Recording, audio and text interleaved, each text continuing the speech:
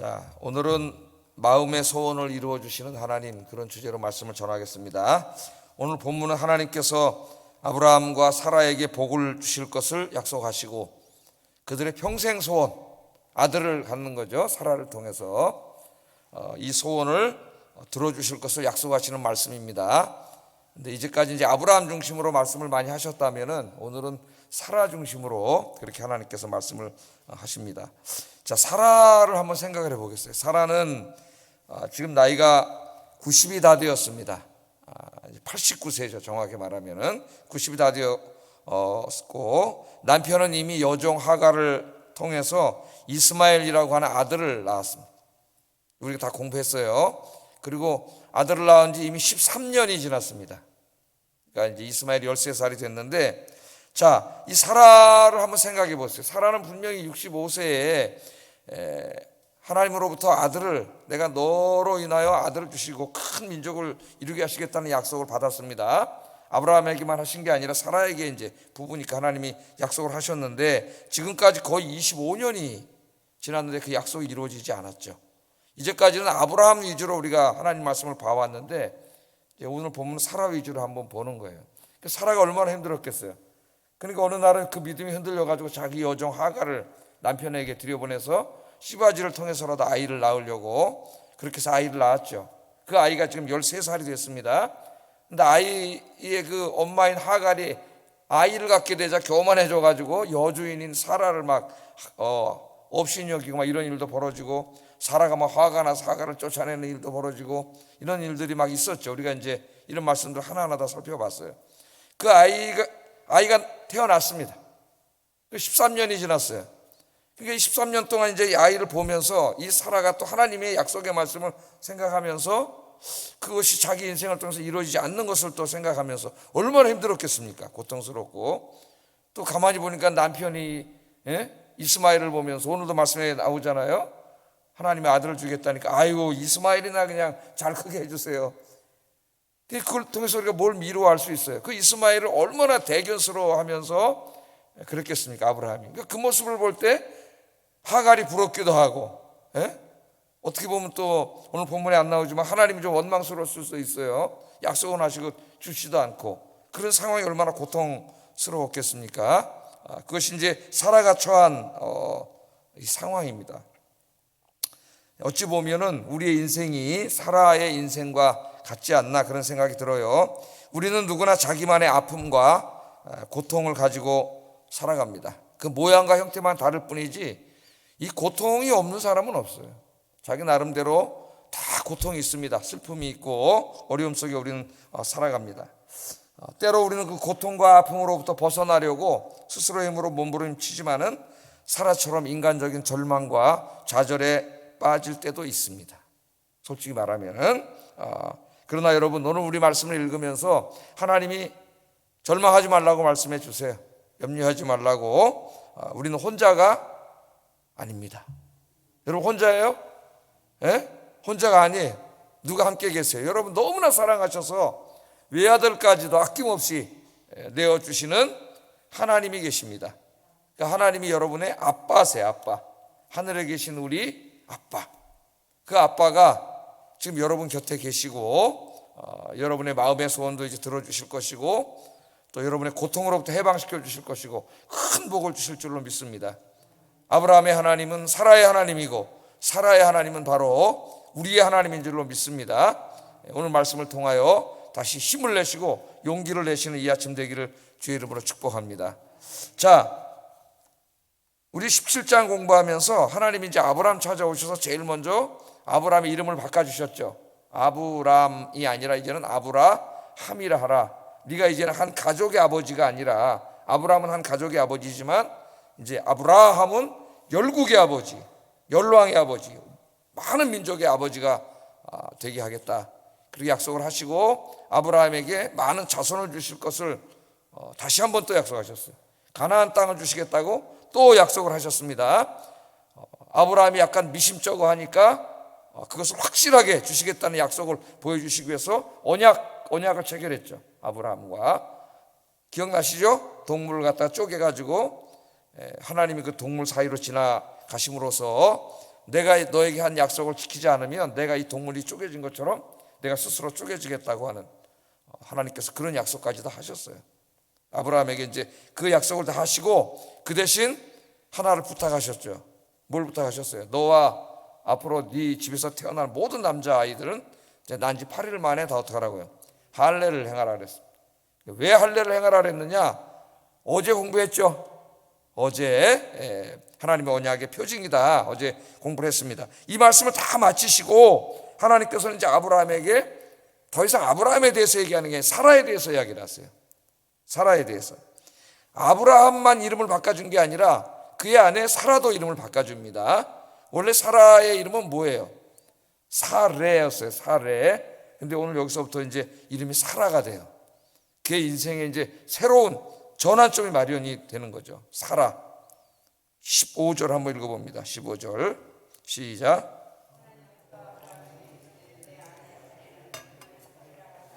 그 이름을 사라라 하라. 사라라 하라. 중간에 이제 이름을 개명하신 분들도 있죠. 그래서 우리가 또 교회에서 부르는 이름과 실제 이름이 다르신 분들도 있어요. 우리 교회 옛날에 그런 분이 계셔가지고, 권사님 계셔가지고 병원에 신방을 갔는데 그 이름을 대니까 이름이 입원 환자가 없다는 거야. 그런 사람이. 아니 무슨 얘기냐고 이제 한참마다 전화를 하고 이렇게 알아봤더니 그 이름이 아니더라고요. 이름은 이제 이름을 바꿨어요. 신소영 권사님 대표적인 분 중에 한 분인데, 소영. 옛날 분 치고는 이름이 굉장히 이쁘다 그렇게 생각을 했는데 나중에 보니까 이제 소영은 진짜 이름이 아니더라고요. 다른 이름이 있었는데 병원에 가서 이게 이름이 없는 거예요. 한참 찾은 기억이 나는데, 자, 이 사라도 이름이 사레입니다. 사레는 그냥 한 가정의 평범한 어머니, 뭐 고귀한 어머니 그 정도 뜻이, 아브라함이나 마찬가지예요. 그런데 하나님이 이제 사라가 아니라 사레가 아니라 사라로 바꿔라 그렇게 말씀하셨는데, 사라는 열국의 어머니라는 뜻이에요. 그러니까 아브라함만 열국의 아버지가 되는 게 아니라 사라도 열국의 어머니가 되는 복을 받은 거죠. 자, 이게 16절 한번 읽어보겠습니다. 16절 시작.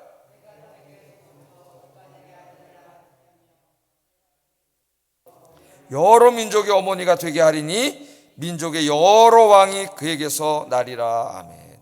이 여인에게는 이게 엄청나게 큰 복입니다. 이제 당장 뭐 하나님이 아들을 주신다는 약속, 90의 아들을 얻는 것, 뭐 그것도 그 인생의 가장 큰 복이라 할 수가 있겠죠. 사라가 살아생전에는.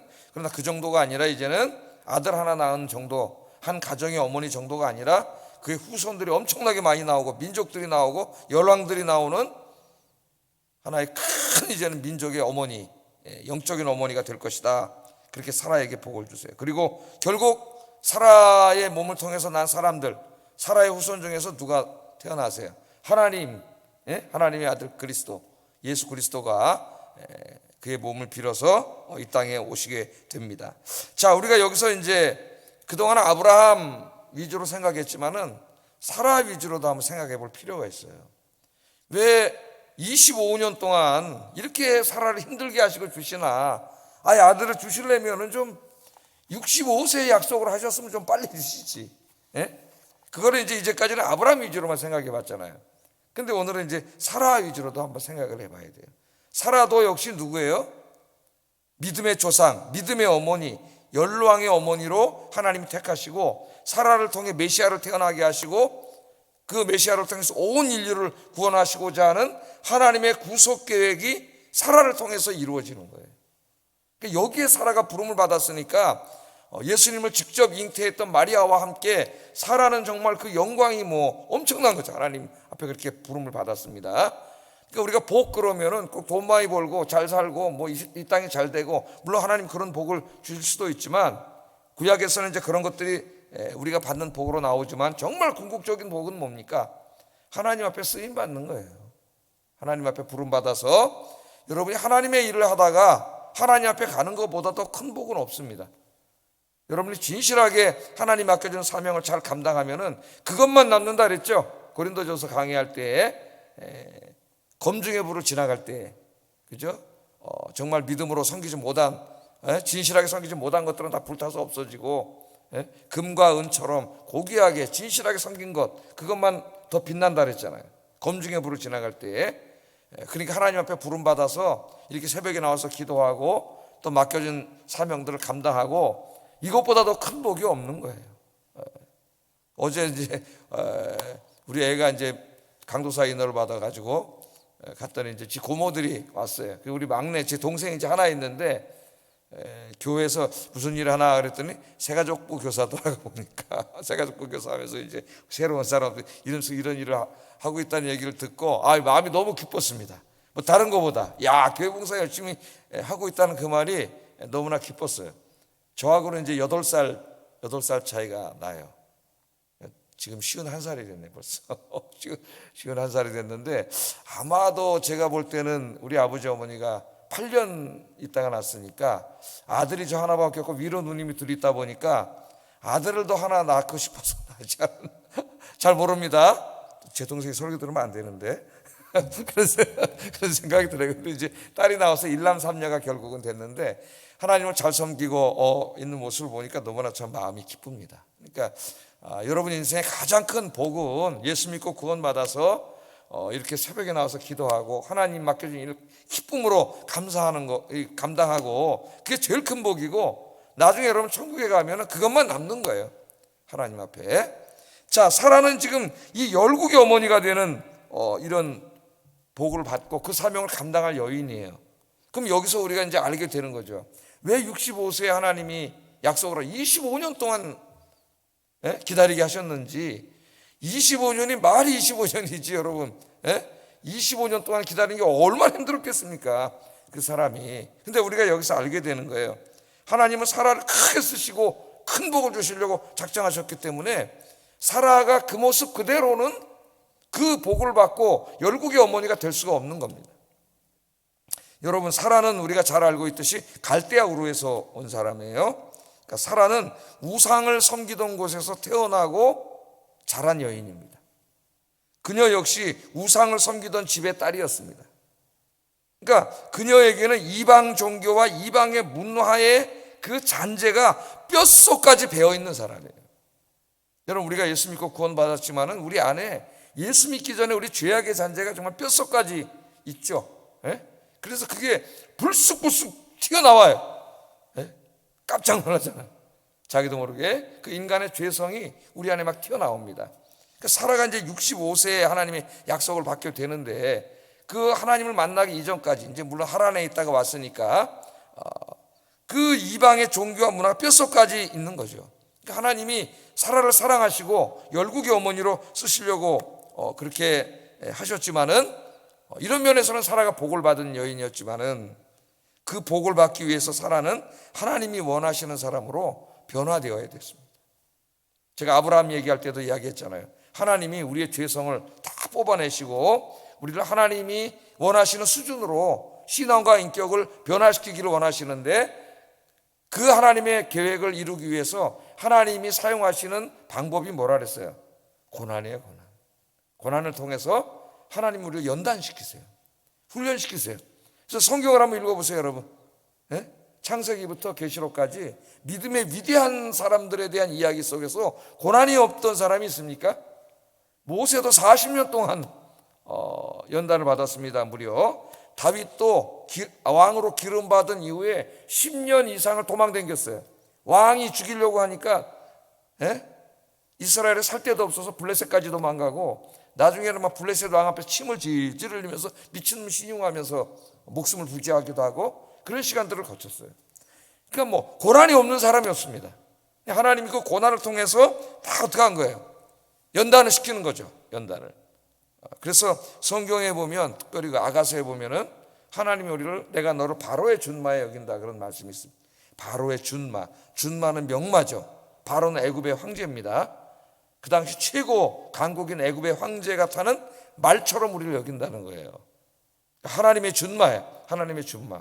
그럼 여러분 황제가 타는 말이니까 그 말을 어떤 말이겠습니까? 최고 좋은 말이죠. 그 나라에서.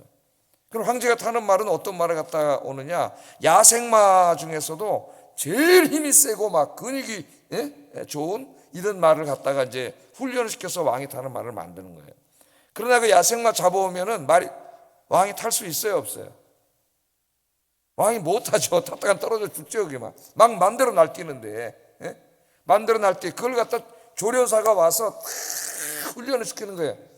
그 힘과 말의 능력은 그대로 있대. 그것들이 막 지 멋대로 날뛰는 말이 아니라 주인의 말에 잘 순종해서 주인이 하는 대로 잘 이끌 수 있는 그 말이 명마죠. 예? 힘이 있고 능력이 있고. 그렇게 이제 조련사가 만들면 명마가 되는 거예요. 그럼 이제 그걸 누가 타게 돼요? 누구에게 드려? 왕에게 줘서 왕이 타게 하는데, 하나님이 우리를 바로의 준마 여긴다고 비유를 하셨어요. 그러니까 하나님도 마찬가지세요. 우리가 예수 믿기 전에 막 진짜 막 마음대로 날뛰고 죄성으로 가득 찬 우리였는데, 하나님 우리를 데리다가 이제 훈련을 시키셔야 돼요. 예? 그럼 하나님 훈련을 시키셔가지고 이 예수 믿기 전에 우리 안에 있는 죄성과 이 인간의 못된 것들을 다 빼내고 우리의 모난 부분을 다 하나님이 다 새롭게 만드셔가지고 하나님이 사용하시고 하나님이 복 주시기에 합당한 사람으로 하나님 만드세요. 그러니까 하나님은 우리의 이 모습 이대로 사랑하셔서 우리를 구원해 주셨지만은 우리를 이 모습 이대로 두시지 않습니다. 하나님이 우리에게 원하시는 게 있어요. 그는 하나님이 원하시는 모습으로 우리의 신앙과 인격이 바뀌는 거예요. 그래서 25년 동안 하나님이 그 사라에게 복을 주시고 마음의 소원을 이루어 주실 뿐만 아니라 열국의 어머니로, 열왕의 어머니로, 온 세상을 구원하는 영적인 어머니로 사용하시기 위해서는 사라는 연단받을 수밖에 없는 거예요. 그래서 하나님이 25년 동안 아브라함과 사라를 연단시키셔서 하나님이 원하시는 사람으로 만든 거죠. 그러나 이제 또 읽어보겠지만은 완전하진 않습니다. 인간이 이 땅에서 완전하진 않아요. 그러니까 하나님이 완전한 걸 요구하진 않아요. 우리는 완전하게 될 수 없어요. 죄성이 있기 때문에. 그러나 하나님의 수준에서 볼 때 그래 저만 하면 됐다, 그렇게 하나님이 만드시는 거죠. 그래서 여러분 우리도 마찬가지예요. 하나님이 저와 여러분을 바로의 준마에 여기세요. 그래서 가끔씩 하나님이 우리를 광야로 이끌고 가셔가지고 혹독하게 훈련시킬 때가 있습니다. 그건 우리 굉장히 힘든 일로 다가와요. 훈련이 힘든 거예요. 훈련이 셀수록 하나님이 크게 쓰시려고 하는 거예요. 그래서 목사들은 더 고난이 많아요. 제가 다 말씀을 드리면 엄청나게 많은 고난을 통해서 하나님이 연단시키시고 저의 모난 부분도 깎아내리시고, 제가 저를 이렇게 돌이켜 볼 때도 다 그런 고난을 통해서 이렇게 조금씩 하나님 변화시키시고 그렇게 만들어 가시더라고요. 그래서 여러분 중에 힘들고 어려운 일 있더라도 기뻐하세요. 하나님이 여러분에게 복 주시고 또 여러분을 크게 쓰시려고 하나님이 지금 훈련시키고 계시는 줄로 믿습니다. 항상 아멘으로 받고, 그래서 하나님의 큰 복을 받고 주님 가실 때까지 크게 쓰임받는 여러분 되기를 주의 이름으로 축복합니다. 자, 이 말씀을 하신 이후에 이제 아브라함에게 사라와 아브라함에게 이제 진짜 아들을 주시겠다고 말씀하시면서 이제 이름까지 이제 직접 하나님이 다 말씀을 하셨어요. 그런데 하나님의 말씀을 들었을 때 아브라함이 불신했습니다. 이때가 99살 때예요. 99살 때. 그러니까 아브라함이 믿음의 조상이었지만은 몇 번 우리가 지금 공부했죠? 몇 번 지금 그 믿음이 흔들린다는 거죠. 자, 17절 한번 읽어보겠습니다. 시작.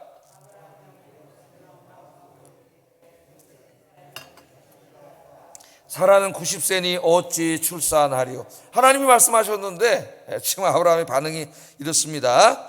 믿음의 조상이라는 그 명예로운 별명을 가졌던 아브라함도 때때로 너무 힘들 때는, 또 아무리 봐도 인간적인 어떤 희망이 보이지 않을 때, 그때 이렇게 흔들릴 때가 있다는 거예요. 제가 늘 말합니다. 아브라함도 믿음이 흔들릴 때가 있었는데 나도 좀 흔들리면 어떠냐, 그러라고 하나님 말씀을 주신 게 아니라 아브라함처럼 믿음이 흔들리지 말고 하나님의 말씀을 끝까지 신뢰하고 확신하고 기도해라, 그걸 가르쳐 주시기 위해서 이 말씀을 주신 것이지, 아예 아브라함이 믿음이 흔들렸으니까 너도 믿음이 흔들려도 괜찮아, 그러려고 주신 말씀이 아니에요. 어떤 사람이 진짜, 어떤 목사님이 목회를 하다 정말 불미스러운 간음죄를 지어가지고 이제 목회를 간도해야 되는데, 그 사람이 설교를 하면서 그런 얘기를 하는 걸 봐서, 다윗도 뭐 간음을 했는데 하나님 용서해 주셨는데 그걸 뭐 한 번 갖고 그러냐고 그런 얘기를 하는 거 깜짝 놀랐어요. 다윗이 간음한 이야기를 기록한 것은 절대 다윗처럼 하면 안 된다는 거 우리에게 가르쳐 주려고 주신 말씀인데, 아니 다윗도 뭐 간음했는데 내가 뭐 좀 한 번 하는데 그걸 가지고 그러냐고 이렇게 적용을 하는 거예요. 이 말씀을. 깜짝 놀란 거죠. 깜짝 놀란 거예요. 자, 하나님께서 이 아브라함의 말을 들으시고 아브라함의 잘못을 지적을 해 주십니다. 19절 한번 읽어보겠습니다. 시작. 내게 아들을 낳으리니 너는 그 이름을 이삭이라 하라. 내가 그와 내 언약을 세우리니 그의 후손에게 영원한 언약이 되리라. 아멘. 자, 이스마엘. 그냥 이 이스마엘이라도 잘 자라게 해주세요. 무슨 아들입니까? 이제 99세고 25년 전에 준다 그러더니 주지도 않고 25년 동안이나 기다리게 하시고 뭘 또 그러십니까? 근데 아브라함은 지금 대안이 생겼어요. 대안이. 왜? 하가를 통해서 아들을 낳는데 13살 저놈이 무럭무럭 자라고 있는데 얼마나 기특한지, 그냥 제가 내 아들로 하고 하나님의 약속이 쟤를 통해서 이루어졌으면 좋겠다, 그렇게 생각하는 겁니다. 자기 마음대로. 근데 하나님 한 번도 그렇게 얘기하신 적이 없어요. 이때까지 25년 동안 계속 약속이 뭐예요? 네 안에 사라를 통하여 아들을 주시겠다는 겁니다. 그 사라가 낳은 아들과 언약을 맺겠다는 게 하나님의 계획이에요. 그러니까 우리 인간은 이 아브라함은 끝까지 하나님의 약속의 말씀을 붙잡아야 되는데, 이게 이제 99세가 되니까 대안이 생겼잖아요. 여기 여러분, 하나님 외에 대안이 있으면 안 돼요. 네? 하나님의 말씀 외에 다른 대안이 있으면 안 됩니다. 여러분, 하나님만이 여러분의 인생의 목적이 되고 의지가 되기를 주의 이름으로 축복합니다. 하나님의 말씀만이 여러분 인생의 진리가 되기를 주의 이름으로 축복합니다. 자, 21절도 한번 읽어보세요. 시작.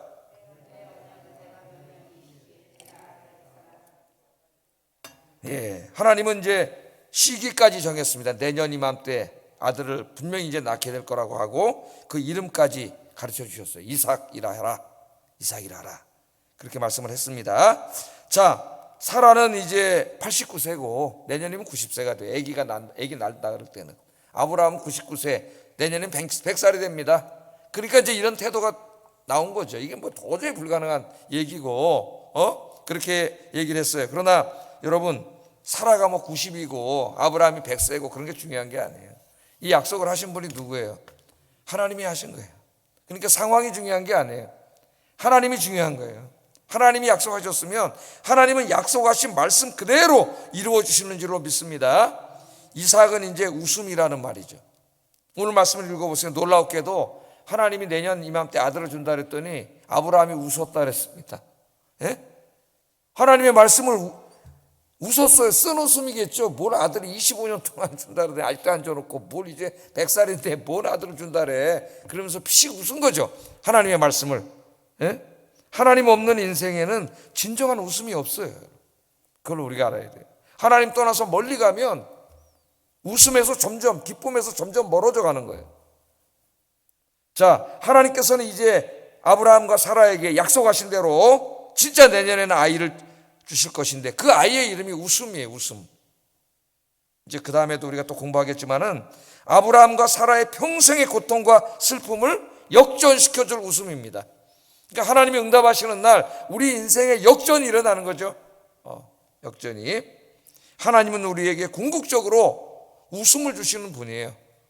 우리를 연단시키시고 그럴 때는 우리가 막 입에서 단내가 나고 힘들고 때로 눈물이 나오고 막 그러겠지만 궁극적으로 그 모든 최고의 목적은 웃음과 기쁨을 주시기 위해서 그 연단도 하나님이 시키시는 거예요. 자, 우리는 간혹 너무 힘들 때 이런 생각을 할 때가 있습니다. 내 인생이 과연 새로워질 수 있을까? 내 인생에 이 환경이 변할 수 있을까? 내 인생에도 볕들 날이 있을까? 내 인생에 다시 한번 기쁨과 행복이 가득할 날이 있을까? 그렇게 우리가 생각할 때가 있죠. 여러분, 물론입니다. 아멘입니까? 하나님이 계세요. 하나님이. 여러분이 이렇게 나와서 기도하고 하나님 의지하는데 여러분 인생에 하나님의 은총의 빛이 지금도 비치고 계십니다. 그러나 정말 여러분이 느낄 정도로 여러분의 모든 문제가 해결되고 마음의 소원이 이루어지고 그날이 반드시 다가올 줄로 믿습니다. 하나님이 살아계시기 때문에. 하나님이 약속을 사라와 아브라함에게 하셨지만 결국 이 약속은 우리에게 다 하신 말씀이에요. 우리도 우리 인생의 웃음을 위해서, 이삭을 위해서 기도하고 있는 사람들이, 저도 마찬가지고요. 예? 그러나 언젠가 하나님의 정하신 때가 되면 하나님의 방법으로 하나님이 저와 여러분의 인생을 웃게 하실 줄로 믿습니다. 이 말씀을요, 먼 훗날 모세가 이 말씀을 기록한 이후에 한 몇 년을 흘렀네. 1450년에 기록했다 그러면 한 700년이 지난 이후에 이사야 선지자가 자기 시대에 그 지금 바벨론에게 막 고통당하고 막 절망 속에서 좌절하고 있는 그 이스라엘 사람들에게 이 말씀으로 설교를 해요. 설교를 한번 이사야 51장 2절 3절 이 아브라함과 사라의 이야기로 어떻게 설교를 했는지 한번 읽어보겠습니다. 시작.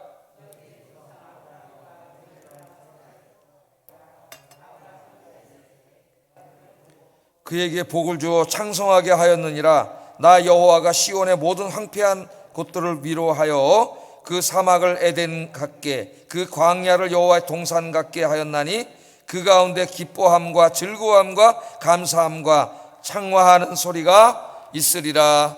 아멘. 저 얼마 전에 이사야서 51장을 주일날 한번 강의한 적이 있는데요. 자, 지금 이스라엘이 이 70년 동안 바벨론에게 고통당하면서 그의 나라가 다 황폐화돼서 사막과 광야처럼 되어 있습니다. 절망이죠. 하나 보이지가 않아요. 사람들이 바글바글하던 저작거리는 딱 사람들이 없어지고 짐승들이 왔다 갔다 하고 풀이 자라고 집들은 다 폐허가 돼서 사람이 살지 않고, 우리 6.25 때 한번 그 사진들을 보면은 다 부서져 가지고 뭐 여기서 뭐가 도대체 생겨날까. 그런데 놀랍게도 하나님 복을 주셔가지고 지금 세계 10대 경제 강국이 됐어요. 우리나라가 6.25의 잿더미 지금 불과 한 몇 년 됐습니까? 70년 됐는데 세계 10대 강대국이 됐어요. 왜 그렇게 됐느냐? 하나님 복을 주셔서. 왜? 그 6.25 사변 이후에 그 폐허의 터전에서 정말 우리 어머니 아버님 세대가 눈물로 기도하면서 하나님 섬겼죠. 그 신앙을 우리가 다 잃어가고 있기 때문에 너무나 안타까워요. 지금 우리 자녀 세대들이 자꾸 잃어가면은 이제 그 하나님의 복을 받지 못하는 세대가 됩니다. 앞으로 우리나라가 걱정이 되는 거죠. 그 뜨거움 속에서 하나님이 복을 주신 거예요. 지금 여기 처지는 바로 그런 처지예요. 그런 처지에 있는데 이 절망한 사람들에게 이사야 선지자를 통해서 하나님, 내가 너희를 다 회복시켜 준다, 복 준다, 너의 마음의 소원. 그 사람들에게는 독립되는 거죠. 나라가. 우리 일제시대 때 물어보면은 나라의 독립. 김구 선생이 네 소원이 뭐냐 그렇게 물어봤더니 뭐라 그랬어요? 첫째도 우리 조국의 광복이요, 둘째도 광복이요, 셋째도 광복이다. 그런 말을 했지 않습니까? 우리가 읽으면서 이런 애국자가 다 있나 그러고 큰 감동을 받는데, 그 시대를 살았던 모든 사람들이 아마 그게 아니었을까요? 이 사람들도 마찬가지예요. 자, 이 절망한 사람들에게 하나님이 이사야를 통해서 위로를 하시는데 설교 제목이 바로 이 말씀이에요. 이 말씀. 자, 뭐라 그래요? 너희의 조상 아브라함과 너희를 낳은 사라를 생각해보라. 사라를 생각해보라. 전혀 불가능한 상황 속에서 100살, 90살, 그럼 인간으로 완전히 이제 뭐 더 어떻게 할 수 없는 정말 사막과 같은 인생이 된 거나 마찬가지인데, 하나님은 거기서 어떻게 아이를 주시고 너희 큰 민족 이스라엘 민족이 생겨나지 않았느냐? 이 설교를 하면서 지금 너희가 처해 있는 상황이 절망적으로 보이지만 그렇지 않다는 거예요. 하나님이 아브라함과 사라에게 복을 주신 것처럼 너희에게 복을 주실 것이다. 그게 지금 이 설교예요. 저는 지금 여러분에게 설교하고 있습니다. 이 말씀을 가지고 두 개를 다 가지고 이제 여러분에게 설교하고 있어요. 내 인생이 지금은 광야 같고 또 사막과 같을지도 모르지만 하나님이 곧 에덴 동산으로 바꿔주시고 하나님의 기쁨과 즐거움이 가득하여 감사와 찬송의 소리가 넘치는 인생으로 하나님이 복을 주실 줄로 믿습니다. 여러분 새벽에 마음의 소원을 가지고 나오셔서 지금 다 기도하고 계시죠? 우리 하나님은 마음의 소원을 이루어주신 하나님이에요. 사라의 마음의 소원을 이루어주시는 하나님. 한 번도 하나님은 잊어버리지 않으시고 사라와 아브라함의 믿음이 흔들릴 때마다 어떻게 했어요? 지금까지 우리 창세기 공부해 보면 계속 찾아오시죠. 다시 믿음을 주시고 결국은 복을 주십니다. 여러분들의 마음의 소원이 이 새벽 기도를 통하여 다 이루어지기를 주의 이름으로 축복합니다. 기도하겠습니다. 말씀을 생각하면서 기도하겠습니다. 자, 두 가지 기도합니다. 내 삶의 모든 고통이 나를 복주시고 쓰시기 위한 하나님의 연단임을 기억하고 감사하게 하소서. 두 번째, 나의 삶의 고통을 제거해 주시고 마음의 소원을 이루어 주시는 하나님을 신뢰하고 기도하는 삶을 살게 하소서. 기도하겠습니다.